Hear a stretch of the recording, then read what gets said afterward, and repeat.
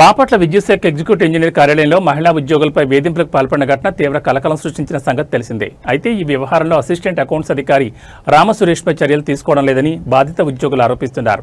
తక్షణమే ఏఏఓపై చర్యలు తీసుకోవాలని డిమాండ్ చేశారు. మరో ఉద్యోగి ఇలాంటి ఇబ్బందులు ఎదుర్కోకుండా విద్యుత్ శాఖలోని పైస్థాయి అధికారులు రామసురేష్పై శాఖాపరమైన చర్యలు తీసుకోవాలని కోరారు. మరోవైపు ఈ ఘటనపై ముందస్తు విచారణ చేపట్టామని ఎగ్జిక్యూటివ్ ఇంజనీర్ అధికారి తెలిపారు. వేధింపుల వ్యవహారంపై పూర్తి వివరాలను భారత్ టుడే గుంటూరు జిల్లా ప్రతినిధి చంటి అందిస్తారు. మహిళలు అయితే పెద్దపీట వేస్తున్న పరిస్థితి అయితే మనం చూస్తున్నాం. అదే విధంగా మహిళలకు ఎటువంటి ఇబ్బందులు కలగకుండా అయితే కట్టుదిట్టమైన చర్యలు తీసుకున్నప్పటికీ కొన్ని ప్రభుత్వ కార్యాలయాలు అయితే మహిళలను అయితే వేధింపులు మాత్రం తప్పడం లేదు. ఇదే సంఘటన అయితే బాపట్ల జిల్లా కేంద్రమైన విద్యుత్ శాఖలోని ఎగ్జిక్యూటివ్ ఇంజనీర్ కార్యాలయంలో అయితే పనిచేస్తున్నటువంటి మహిళలకైతే వేధింపులు గురి చేసిన అయితే సంఘటన అయితే మన వెలుగులో వచ్చింది. ఈ మధ్య కాలంలో అయితే వాళ్ళు కూడా మీడియాను ఆశ్రయించడం కూడా జరిగింది. వారిని ఏ విధంగా అసభ్యకరంగా మాట్లాడుతున్నారు, ఏ విధంగా ఇబ్బందులు గురి చేస్తున్నారు అనే విషయాలు అయితే వాళ్ళని బాధితులను అయితే అడిగి తెలుసుకునే చూద్దాం. మన మధ్యలో అయితే బాధితులను వారిని అడిగి తెలుసుకున్నాం. మరి చెప్పండి, ఎప్పటి నుంచి మీకు ఈ ఇబ్బందులకు గురి చేస్తున్నారు? ఆయన వచ్చినప్పటి నుంచి మాకు బాగా ఇబ్బందులు గురి చేస్తున్నారండి. నీచంగా మాట్లాడటం, ఒక ఆడపిల్లతో మాట్లాడుతున్న విధంగా మాట్లాడకుండా ఎట్లా పడితే అట్లా, అసలు ఒక ఉద్యోగి ఎలా మాట్లాడని కూడా తెలియకుండా అతను ఇష్టారాజ్యంగా మాట్లాడేవాడు. అసలు అదిగాక ప్రభుత్వ సెలవులైన ఆదివారాలు, దసరా సెలవులు దాన్ని కూడా రమ్మంటారా అని కారణంగా మెమోలు ఇవ్వటము బాగా ఇబ్బంది. మనకి ఇంట్లో పనులు ఉంటాయి సార్, రిక్వెస్ట్ చేసుకున్నా సరే మీ పనులు మీ తర్వాత చూసుకోండి, ముందు రావాల్సిందే, ఉండాల్సిందే, నేను చెప్పినప్పుడు రావాల్సిందే అంటారు. వచ్చినప్పుడు కూడా అసలు ఏ పని చేయకుండా బెల్లు ఒకటే కొడతా ఉంటారు. ఎంతవరకు ఎంత పని అని అడుగుతా ఉంటారు.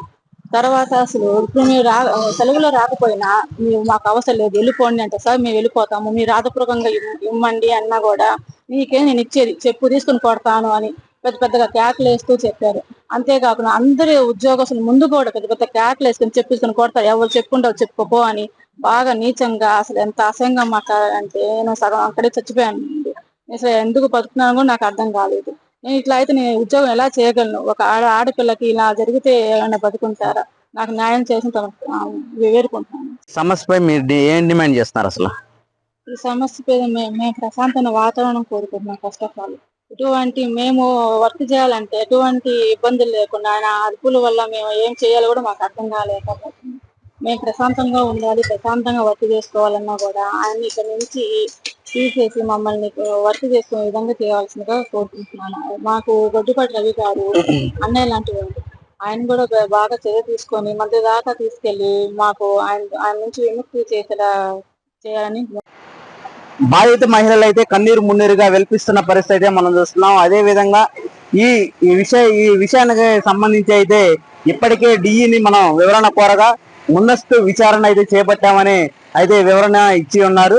దీనిపై ఇంకా ఎటువంటి చర్యలు అయితే ఇంకా తీసుకోలేదని అయితే సమాచారం మనకి ఇచ్చిన పరిస్థితి అయితే మనం చూస్తున్నాం. అదే విధంగా ఇలాంటి సంఘటన మరొకటి జరగకుండా ఈ బాధిత మహిళ అయితే మాలాంటి బాధితులు మరొకరు కాకుండా అతనిపై శాఖాపరమైన చర్యలు తీసుకోవాలని అయితే కోరుతున్న పరిస్థితి మనం చూస్తున్నాం. అదే విధంగా ఈ విషయాన్ని కూడా విద్యుత్ శాఖ మంత్రి గొట్టిపాటి రవికుమార్ దృష్టికి కూడా తీసుకెళ్లే యోచనలో ఉన్నట్టు బాధిత మహిళలు అయితే మనకు తెలిపిన సమాచారం అయితే మనకు తెలుస్తుంది. కెమెరామ్యాన్ శివతో చంటి, బాపట్ల, భారత్ టుడే.